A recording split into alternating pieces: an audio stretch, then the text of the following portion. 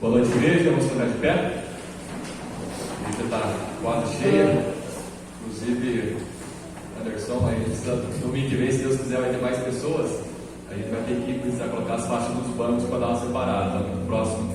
Mas graças a Deus por isso, que Deus tem nos abençoado aí. E esse momento de culto, onde a gente relembra a morte do Criador, o Magnaldo acabou de ler a palavra, né?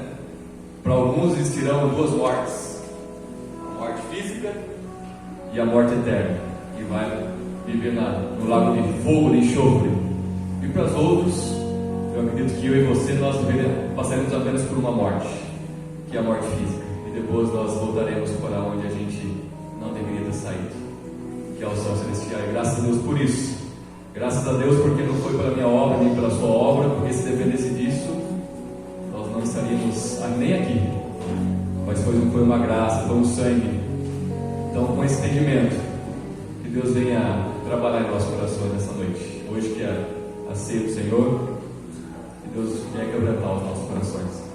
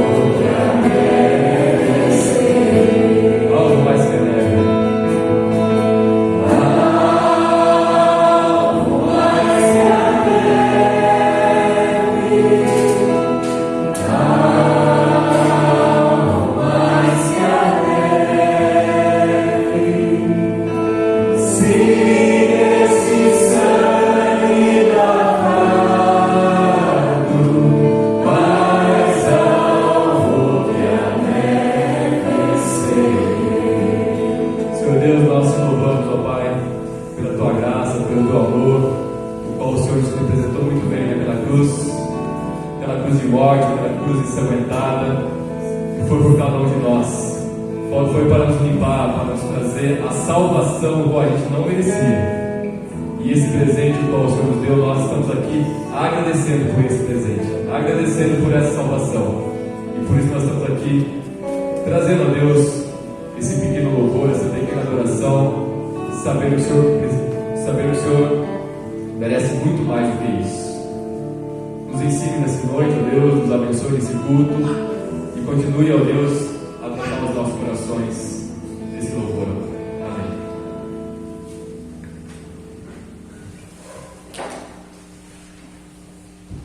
Essa terceira música, conhecida pela grande maioria, ou da minoria, né? Porque a música vai sempre que a gente não canta, então pode ser que as pessoas mais novas não sabem.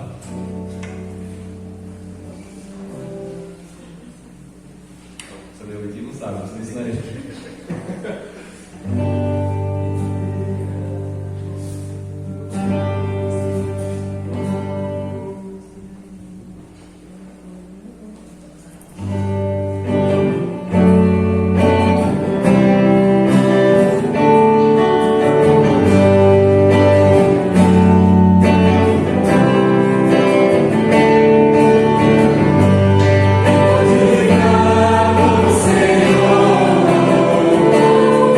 Senhor,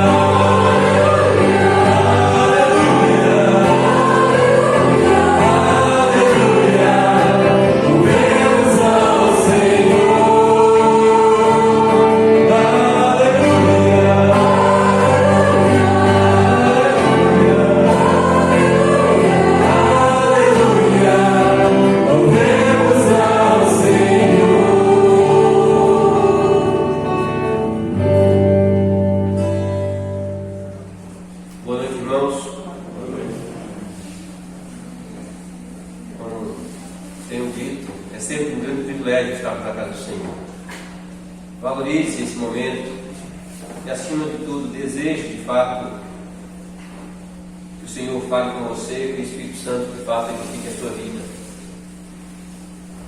Eu fui falando a respeito das 7 igrejas do Apocalipse.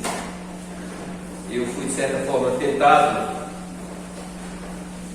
a não falar a respeito da penúltima igreja, a igreja de Filadélfia, porque há pouco tempo eu falei a respeito dessa igreja.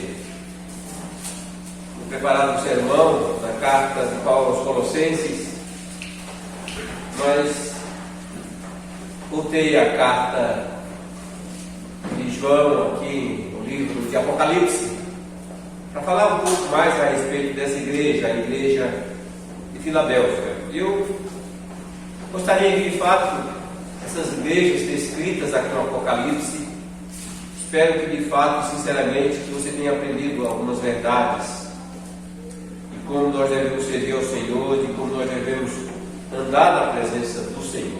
Portanto, abra sua Bíblia lá, em Apocalipse capítulo 3.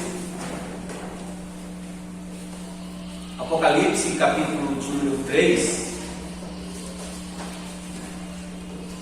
a partir do versículo número 7, dos versos 7 a 15, nos diz assim a palavra do Senhor.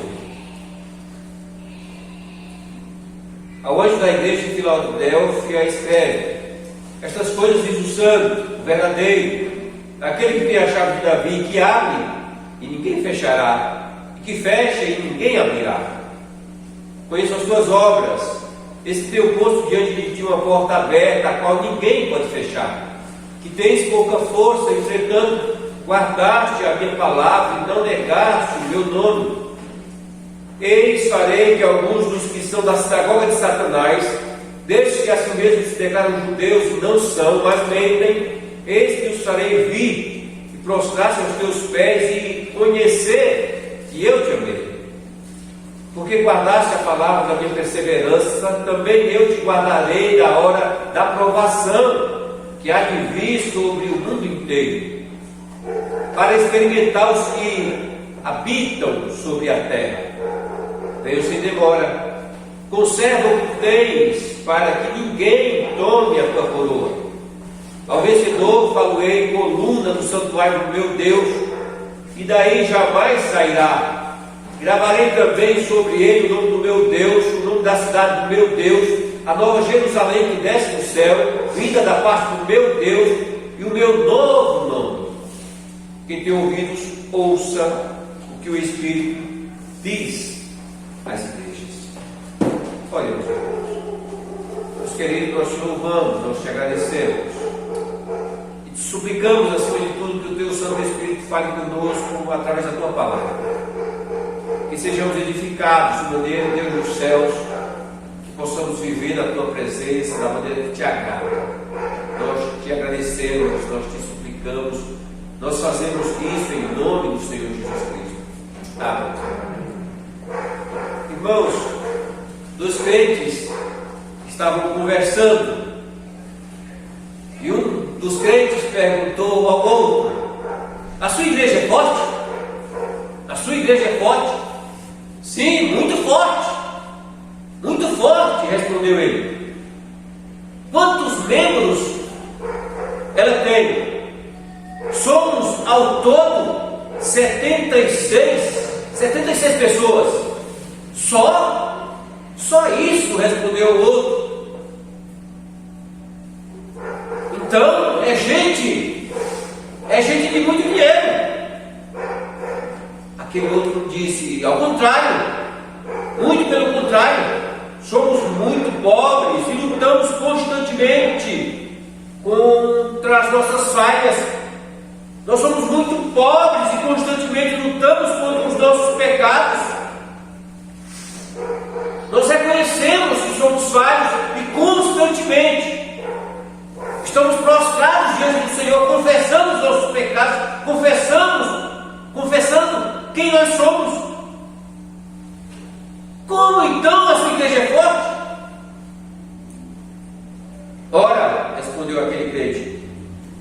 somos fortes porque somos todos consagrados ao Senhor da igreja.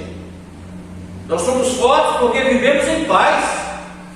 Nós somos fortes porque amamos uns aos outros e procuramos juntos, em harmonia, fazer a vontade do Senhor, pregando o Evangelho e trabalhando, acima de tudo, para a glória do nosso Senhor. É por isso que nós somos fortes. De fato, irmãos, a igreja não é um lugar para pessoas que não tenham fraquezas. Pelo contrário, como expressou muito bem aquele crente, dentro da igreja há um grupo de pessoas que não apenas estão conscientes de suas fraquezas, dos seus pecados, mas que dependem do poder de Deus, da graça de Deus para preencher suas vidas, para serem transformadas a cada dia. Nós poderíamos dizer que a igreja é uma espécie de hospital para aqueles que sabem que estão doentes, necessitados do Senhor. Como todas as igrejas, a igreja de Filadélfia também tinha suas imperfeições, suas lutas, suas tribulações.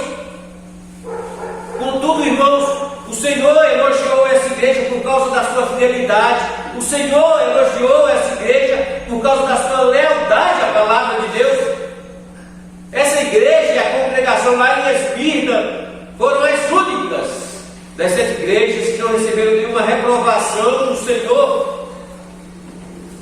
É certo, irmãos, é verdade que apesar de suas lutas contra o pecado, os crentes de Filadélfia eram fiéis, os crentes de Filadélfia eram obedientes e adoravam o Senhor, mesmo diante de muitas fraquezas.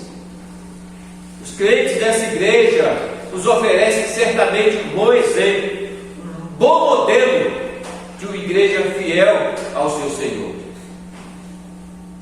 Então o Senhor abre essa carta dizendo essas coisas, diz o santo, o verdadeiro, aquele que tem a chave de Davi, que abre e ninguém fechará, e que fecha e ninguém abrirá.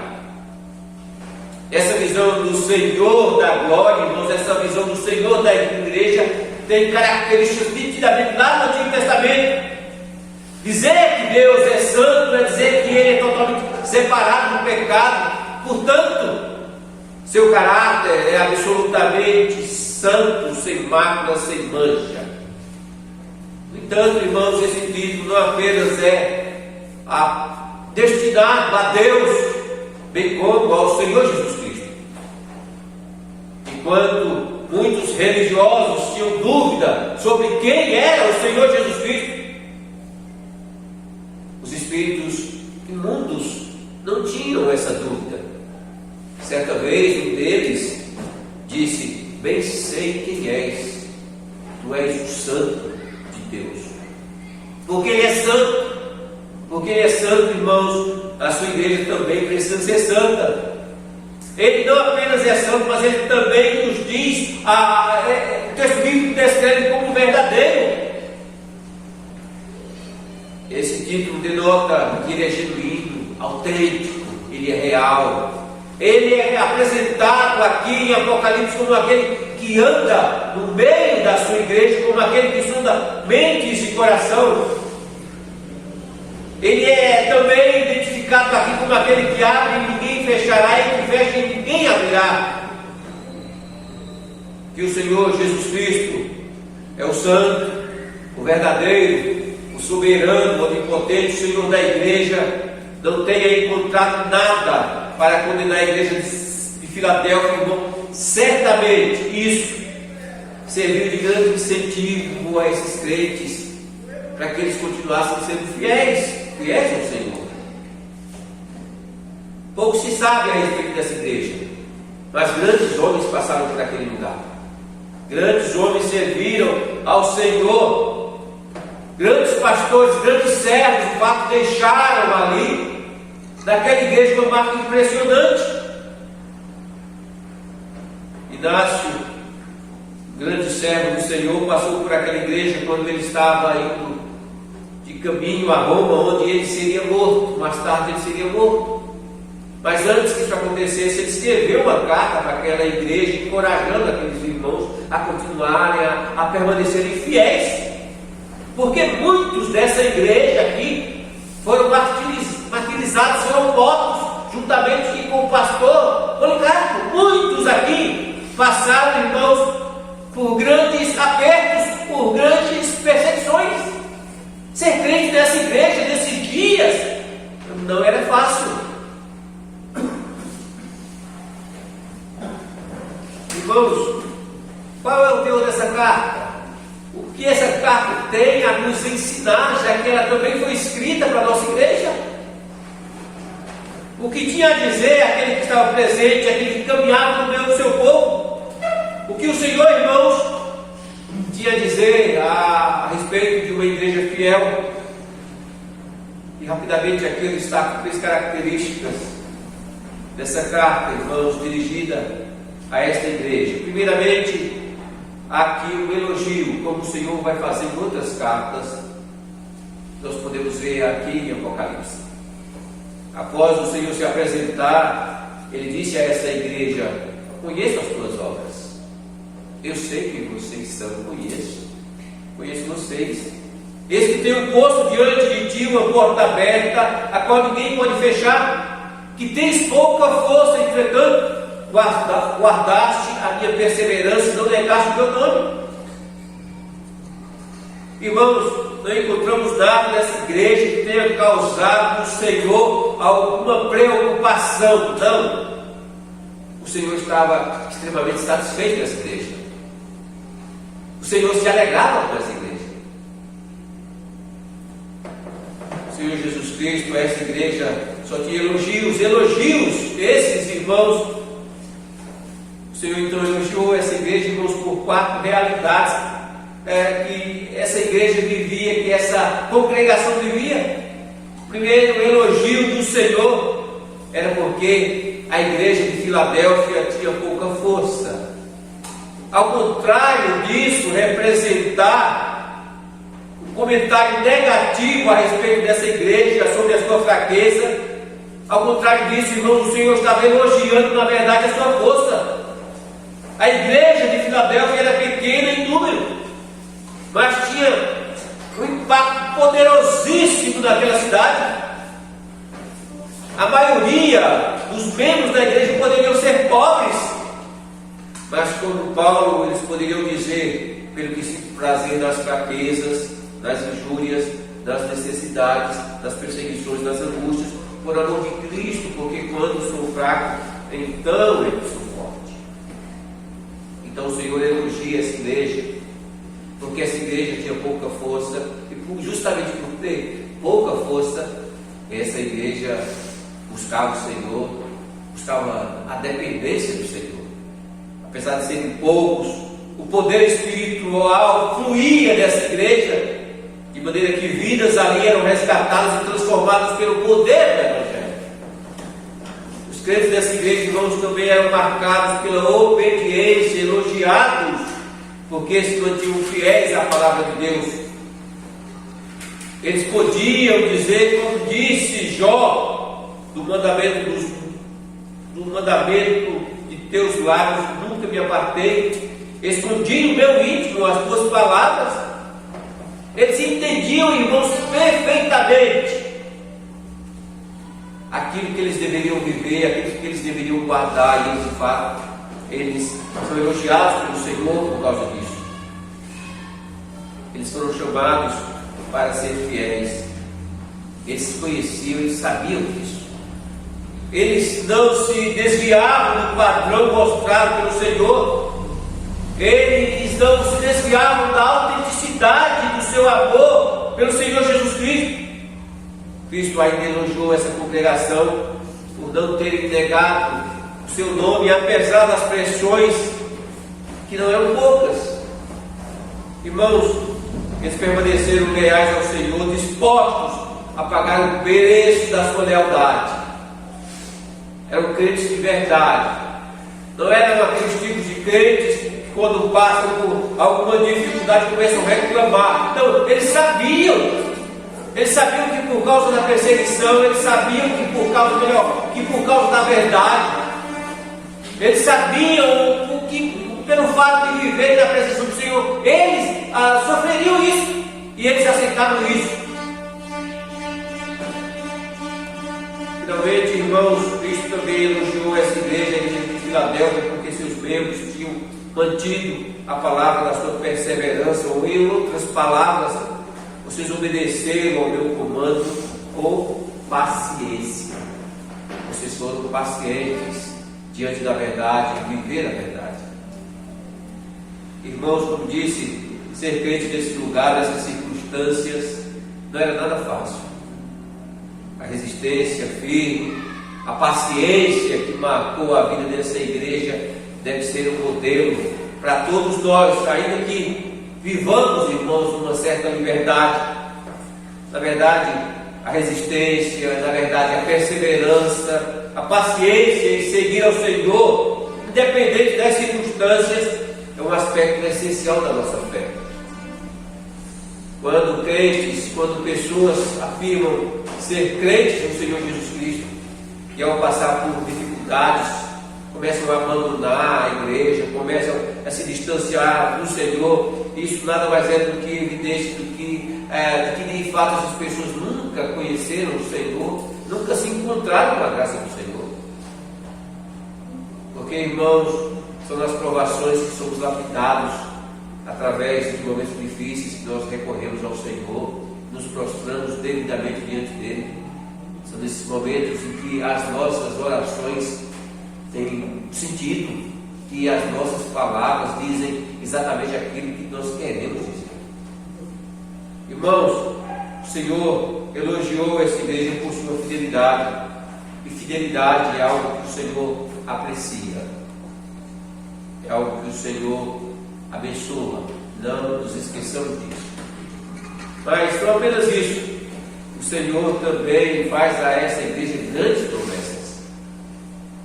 Por causa da sua fidelidade, o Senhor Jesus Cristo faz à igreja de Filadélfia algumas promessas surpreendentes.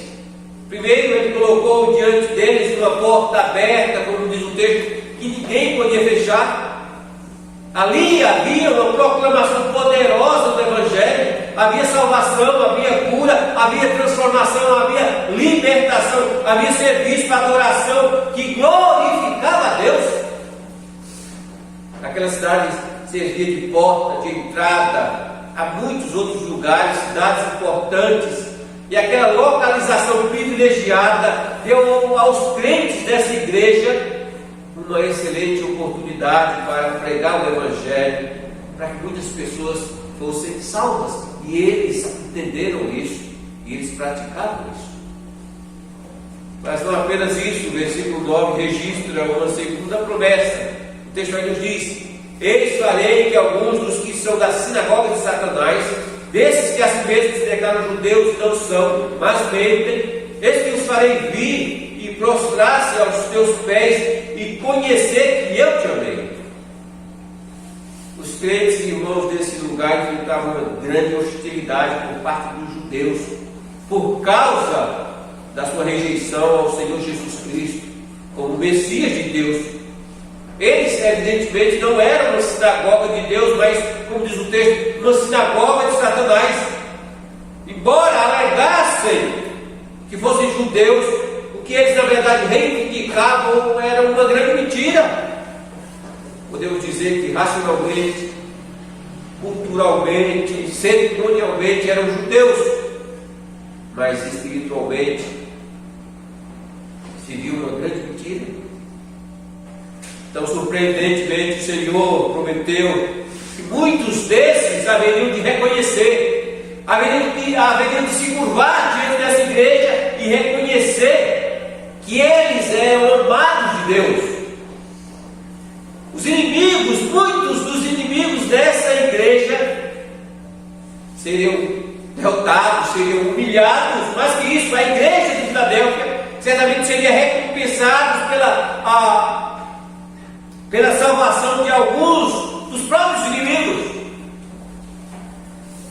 Irmãos, o que o Senhor tem a dizer a uma igreja fiel, aqueles que são fiéis?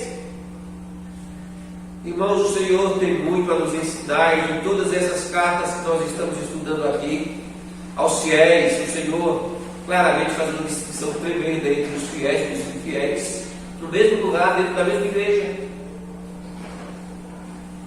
Finalmente, no verso 10, quando tem uma última promessa a esta igreja amada por Deus, o texto aí nos diz: porque guardaste a palavra da minha perseverança, também eu te guardarei na hora da provação que há de vir sobre o mundo inteiro.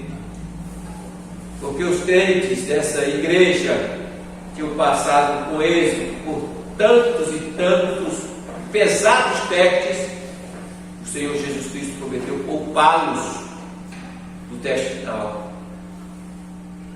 Irmãos, a natureza abrangente dessa promessa se estende muito além da congregação de Filadélfia. Abrange, irmãos, todas as igrejas que são fiéis ao Senhor. Abrange todos os crentes que são de fato fiéis ao Senhor. Naquele dia o Senhor há de nos poupar, como o homem poupa seu filho que o ama. É isso que ele diz através do profeta Malaquias: naquele dia eu pouparei os meus, e vocês vão ver que eu faço distinção entre uns e outros.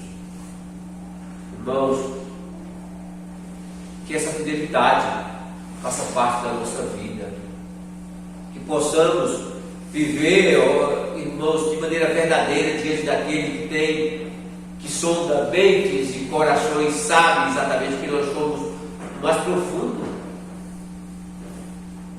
Esse versículo, irmãos, promete que a igreja será fiel, a igreja fiel será poupada, o crente fiel será poupado, será protegido, será arrebatado da grande tribulação que um dia afetará toda a terra. O Senhor não se esquece de suas promessas, elas não passam diante dos seus olhos. O Senhor jamais se esqueceu disso. O profeta Jeremias, falando daquele dia, ele profetizou dizendo: que grande é aquele dia, e não haverá outro semelhante. O Senhor elogia a fidelidade daqueles crentes, a fidelidade daquela igreja. O Senhor faz grandes promessas àquela igreja fiel, bem como a mim e a você, aqueles que são fiéis. Finalmente, irmãos, a essa igreja, o Senhor também lhe faz algumas admoestações. O Senhor então aconselha: conserva o que tens, para que ninguém tome a tua coroa. Por causa do evidente retorno, do juízo do Senhor da igreja, os crentes fiéis devem conservar aquilo que têm. Os membros da igreja de Filadélfia tinham sido fiéis, leais ao Senhor da igreja, e assim eles deveriam permanecer. Aqueles que perseveram até o fim provam, na verdade, a veracidade da sua fé, a veracidade da sua salvação. Nada, irmãos, é mais característico da vida do verdadeiro crente do que a perseverança em servir ao Senhor com integridade. Ainda que mais ninguém o faça, aquele que de fato se encontrou com a graça do Senhor não perde de vista os mandamentos do Senhor, aquilo que ele tem que viver, da forma como ele tem que viver. É verdade que os crentes, os verdadeiros crentes, são eternamente guardados pelo Senhor, seguros da sua salvação. No entanto, também, irmãos, é verdade que o meio pelo qual o Senhor nos protege, o Senhor nos guarda para toda a eternidade, nos vem através de uma fé que persevera, de uma fé que se mantém fiel àquele que nos salvou. Foi isso que Paulo enfatizou a igreja de Colossenses quando ele disse: agora porém nos reconciliou no corpo da sua carne, mediante a sua morte, para apresentarmos perante ele santos, inculpáveis e irrepreensíveis, se é que permaneceis na fé, alicerçados e firmes, não vos deixando afastar da esperança do Evangelho que ouvistes. A promessa do Senhor para aqueles crentes, para aqueles que perseveraram fielmente, é que ninguém iria tomar a sua coroa. É evidentemente uma referência, irmãos, à segurança eterna da nossa vida, a nossa segurança eterna com o nosso Deus. Não tenha dúvida E a perseverança, irmãos, a perseverança é uma marca dos fiéis. E essa perseverança nos levará à presença de Deus, o trono de Deus naquele dia.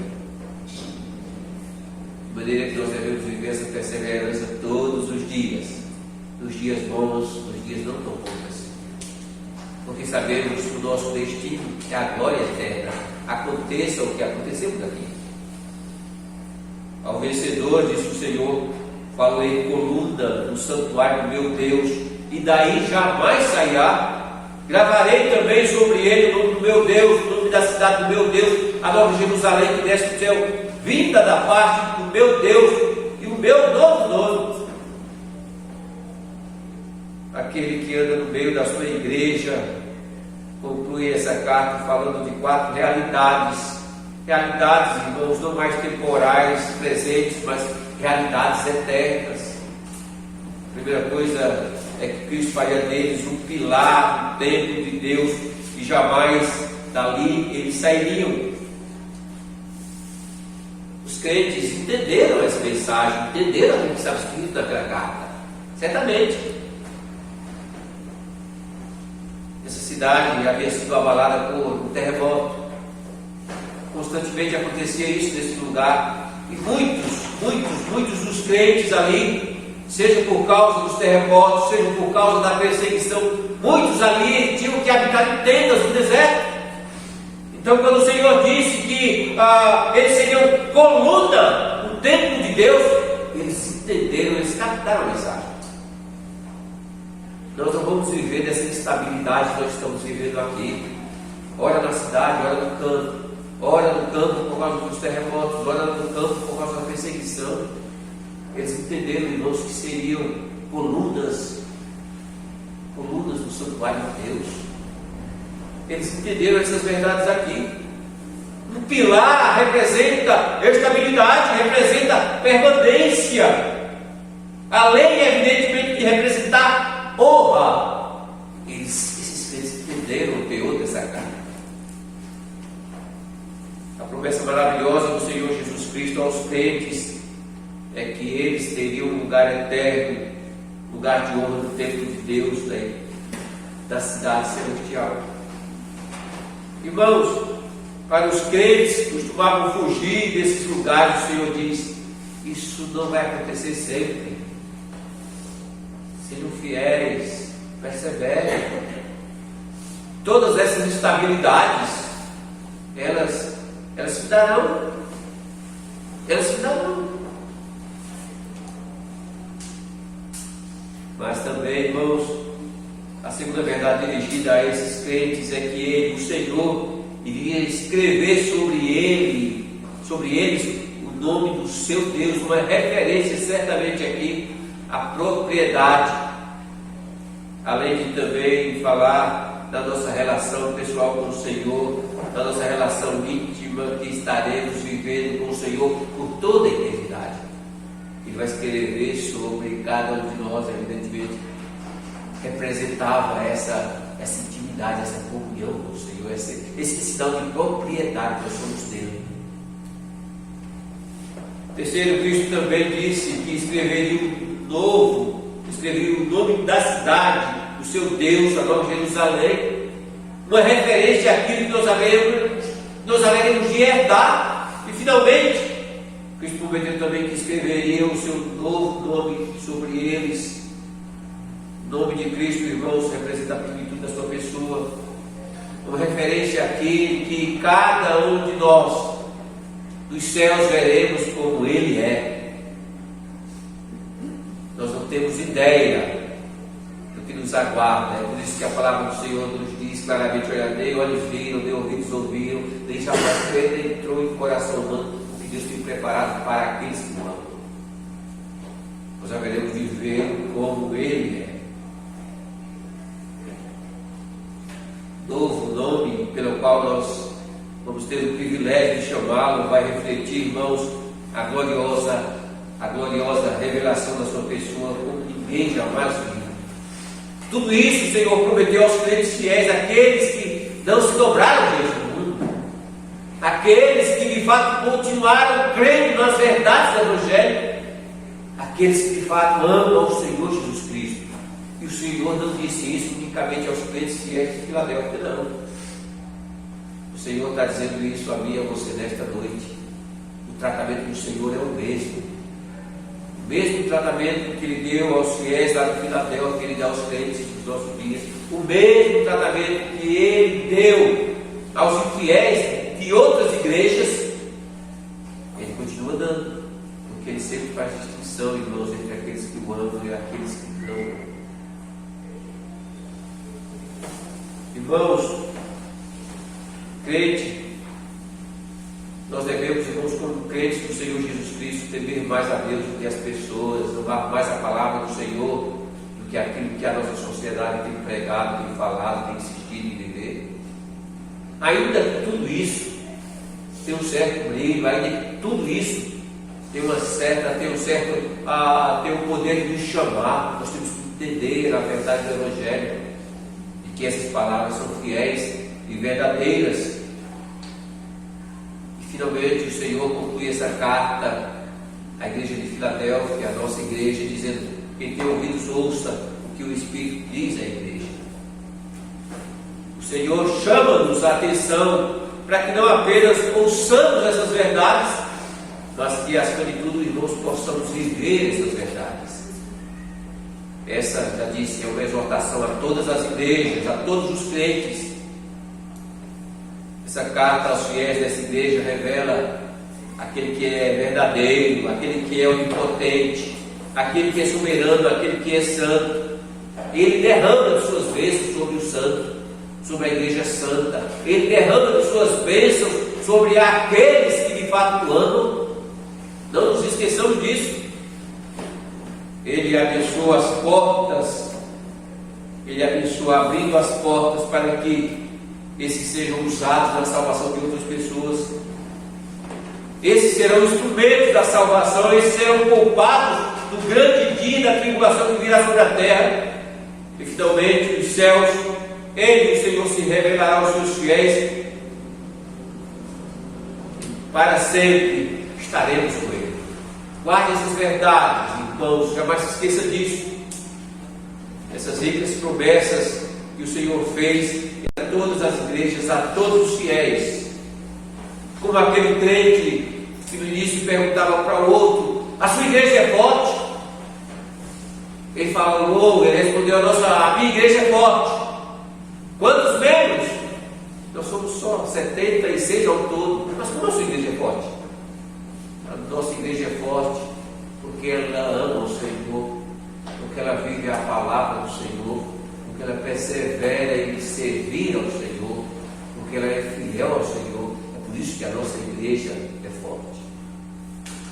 E seja essa, irmãos, a característica também da nossa igreja, da nossa vida particular com o Senhor. Jamais se esqueça disso.